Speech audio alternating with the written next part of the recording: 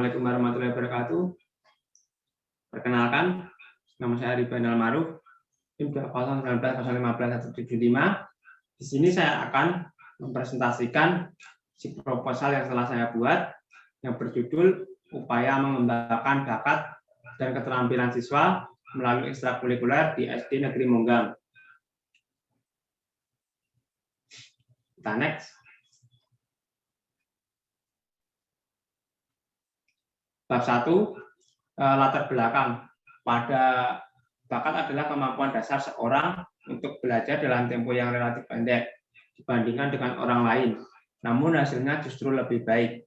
Setiap anak terlahir dengan potensi yang dibawanya sejak lahir dan berkaitan dengan kemampuan berpikir otak. Maka hal ini dapat digali dan dikembangkan agar terwujud dengan baik. Di Indonesia, pendidikan sangat diutamakan karena dapat membantu perekonomian dan untuk masa depan, khususnya para generasi penerus bangsa. Salah satu peserta didik dalam Undang-Undang Nomor 20 Tahun 2003 adalah mendapatkan pelayanan pendidikan yang sesuai dengan bakat, minat, dan kemampuannya. Maka dari itu, setiap peserta didik diharapkan mendapat fasilitas dan pelayanan untuk mengembangkan bakatnya. Guru sebagai pendidik berinteraksi dengan siswa yang mempunyai potensi beragam. Untuk itu pembelajaran hendaknya lebih diarahkan pada proses belajar kreatif dengan menggunakan proses berpikir atau divergen. Proses berpikir ke macam-macam arah yang menghasilkan banyak alternatif penyelesaian, maupun proses berpikir konvergen atau proses berpikir mencari jawaban tunggal yang paling tepat. Masalah, sekolah memiliki banyak kegiatan ekstrakurikuler yang mampu menunjang tersalurnya bakat dan keterampilan yang dimiliki oleh siswa, termasuk juga diselenggarakannya ekstrakurikuler sebagai salah satu wadah untuk menyalurkan bakat dan keterampilan siswa. Adapun kegiatan seperti pramuka, sepak bola, badminton, tari tradisional, dan sebagainya. Rumusan masalah. Berdasarkan fokus di atas, maka rumusan masalah peneliti adalah sebagai berikut. Yang pertama, bagaimana melaksanakan kegiatan pengembangan bakat dan keterampilan siswa melalui ekstrakurikuler di sekolah di SD Negeri Monggang. Yang kedua, bagaimana dampak dari kegiatan ekstrakurikuler terhadap bakat dan keterampilan siswa di SD Negeri Monggang. Tujuan penelitian, hasil penelitian ini diharapkan mempunyai manfaat dan kegunaan sebagai berikut. Manfaat teoritis penelitian ini diharapkan menjadi masukan dan pengetahuan dalam mengembangkan bakat siswa, terutama melalui kegiatan non-akademis seperti kegiatan ekstrakurikuler yang ada di sekolah. Yang manfaat dan urgensi penelitian. Yang pertama, siswa dapat mengembangkan bakat melalui kegiatan ekstrakurikuler yang diadakan di sekolah. Yang kedua, bagi guru dan pihak sekolah dapat dijadikan pengetahuan ilmiah dan mengembangkan bakat dan keterampilan siswa. Yang ketiga, bagi kepala sekolah dapat memfasilitasi dan meningkatkan program pengembangan bakat siswa melalui ekstrakurikuler. Nah, di sini yang selanjutnya ada bab 2 atau tinjauan pustaka. Yang pertama, keterampilan proses, ada beberapa struktur sebagai berikut. Pengertian ekstrakurikuler, visi dan misi, tujuan ekstrakurikuler, dan jenis ekstrakurikuler. Yang kedua, hasil belajar adalah sebagai berikut. Di sini saya menggunakan model pembelajaran based learning atau PBL. Adapun strukturnya, yang pertama tujuan problem based learning untuk meningkatkan bakat dan keterampilan siswa. Yang kedua, kelebihan dan kekurangan pembelajaran berbasis masalah sebagai suatu model pembelajaran. Yang selanjutnya ada penelitian yang relevan. Menurut Setiorini D 2006 halaman 91, penelitian pada tahun 2016 dengan judul Pengaruh Ekstrakurikuler Kepramukaan terhadap kedisiplinan siswa di SD Negeri Gugus Cakra, Kecamatan Ngalian, Kota Semarang. Yang kedua, Daira S 2007 halaman 92, sampai 102.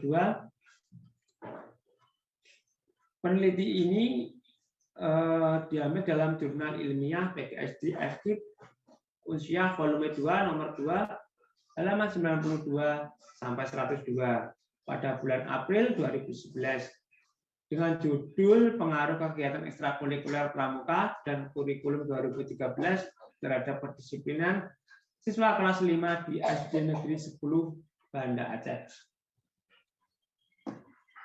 Yang selanjutnya ada kerangka berpikir. Berdasarkan kajian teori tentang upaya meningkatkan bakat dan keterampilan siswa di SD Negeri Monggang dalam permasalahan yang terjadi di sekolah, ini khususnya siswa kelas 5 pada saat ini adalah rendahnya sikap disiplin siswa, maka ekstrakurikuler pramuka ini diharapkan dapat membantu meningkatkan kedisiplinan siswa. Yang selanjutnya hipotesis penelitian. Kajian teori dan kerangka pikir, maka penelitian menyimpulkan pramuka atau para praja muda karena adalah proses pendidikan di luar lingkungan sekolah dan di luar lingkungan keluarga dalam bentuk kegiatan yang menarik, menyenangkan, sehat, teratur, terarah, praktis yang dilakukan di alam terbuka dengan prinsip dasar kepramukaan dan metode kepramukaan. Berdasarkan teori penelitian yang relevan, kerangka berpikir di atas, maka dapat dirumuskan hipotesis dari penelitian ini, yaitu ada pengaruh kegiatan ekstrakurikuler kepramukaan terhadap sikap disiplin siswa di sekolah. Yang ketiga ada desain, yang selanjutnya ada bab ketiga tentang desain penelitian. Penelitian ini menggunakan jenis penelitian kualitatif, bersifat deskriptif, kualitatif. Metode ini dipilih karena dapat mengajarkan partisipasi orang tua dan mendukung bakat dan keterampilan dari anak tersebut. Di SD Negeri Monggang menyelenggarakan ekstrakurikuler pramuka.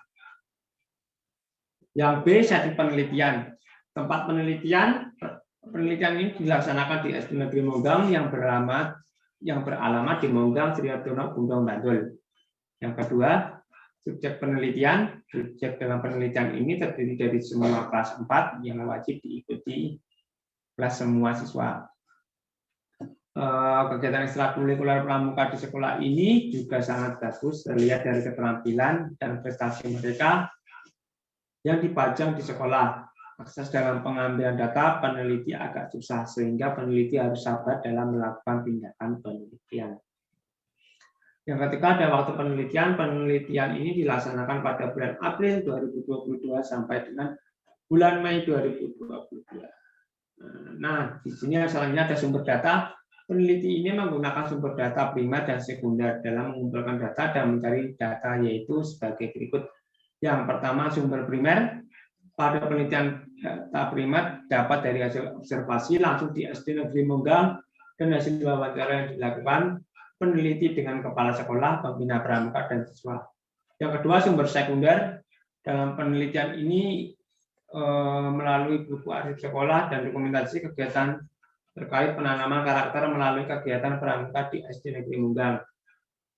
Penentuan sumber data pada kualitatif dilakukan secara purpose, yaitu dipilih dengan pertimbangan dan tujuan tertentu. Sugiono 2008 halaman 2016. D, pengumpulan data. Teknik pengumpulan data merupakan aspek penting dalam setiap penelitian yang dilakukan. Hal ini dikarenakan agar hasil penelitian yang dilakukan dapat baik dan logis, serta dapat diterima oleh pemakai hasil penelitian. Pada akhirnya, teknik pengumpulan data yang digunakan dalam penelitian adalah teknik sebagai berikut. Yang pertama, observasi. Menurut Nawawi dan Martini, 1992, halaman 74, observasi adalah pengamatan dan pencatatan secara sistematik terhadap unsur-unsur yang tampak dalam suatu gejala atau gejala-gejala pada objek penelitian. Yang kedua ada wawancara. Menurut Pambundika 2005 halaman 44, wawancara adalah menghimpun bahan-bahan keterangan yang dilakukan dengan melakukan tanya jawab lisan secara sepihak, berhadapan muka, dan dengan arah serta tujuan yang ditentukan. Yang ketiga ada dokumentasi. Studi dokumentasi merupakan pelengkap dari penggunaan metode observasi dan wawancara dalam penelitian kualitatif. Menurut Nana Syadi Sukadinata 2010 halaman 221, studi dokumentasi merupakan suatu teknik pengumpulan data dengan menghimpun dan menganalisis dokumen-dokumen, baik dokumen tertulis, gambar maupun elektronik. Yang selanjutnya, instrumen penelitian.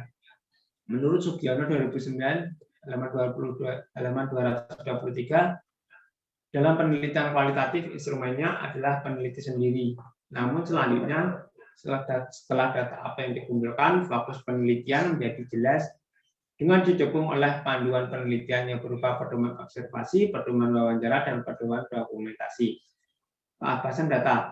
Menurut Moelong 2009 halaman 326 sampai 330, teknik pemeriksaan keabasan data dapat dilakukan dengan menggunakan teknik triangulasi. Triangulasi berarti membandingkan dan mengecek balik derajat kepercayaan suatu informasi yang diperoleh. Nilai dari teknik pengumpulan data dengan triangulasi adalah untuk mengetahui data yang diperoleh konvergen, meluas, tidak konsisten atau kontradiksi, sehingga dengan menggunakan teknik triangulasi maka data yang diperoleh lebih konsisten. Dan adapun teknik analisis data, aktivitas analisis data tersebut yaitu pengumpulan data, reduksi data, penyajian data, dan pengambilan kesimpulan. Berikut langkah-langkahnya sebagai berikut. Yang pertama, pada tahap ini menggunakan teknik pengumpulan data, wawancara, observasi, dan studi dokumentasi. Analisis data dalam penelitian kualitatif mulai dilakukan pada saat pengumpulan data berlangsung dan setelah selesai pengumpulan data dalam periode tertentu. Sugiono 2008 halaman 246. Yang kedua, reduksi data atau reduction data, yaitu data dirangkum dan dipilih yang sesuai dengan topik penelitian, disusun secara sistematis sehingga dapat memberikan gambaran yang jelas tentang hasil penelitian. Yang ketiga, penyajian data atau data display. Penyajian data kualitatif ini yang berupa uraian deskriptif yang panjang. Oleh karena itu, dalam penyajian data diusahakan secara sederhana sehingga mudah dipahami oleh pembaca dan tidak menjemukan untuk dibaca. Yang terakhir, ada 4 penarikan kesimpulan dan verifikasi atau drawing verification. Pengambilan kesimpulan dilakukan secara sementara, kemudian diverifikasi dengan cara mempelajari data yang terkumpul. Kesimpulan juga diverifikasi selama penelitian berlangsung. Dari data yang dikoreksi, direduksi, dapat ditarik kesimpulan yang memenuhi syarat kredibilitas dan objektivitas hasil penelitian dengan membandingkan hasil penelitian dengan teori. Itulah yang dapat saya sampaikan mengenai presentasi dari isi proposal saya. Semoga bisa bermanfaat bagi teman-teman semua. Apabila ada kesalahan, saya minta maaf. Saya akhiri. Wabillahi taufiq wal hidayah. Assalamualaikum warahmatullahi wabarakatuh.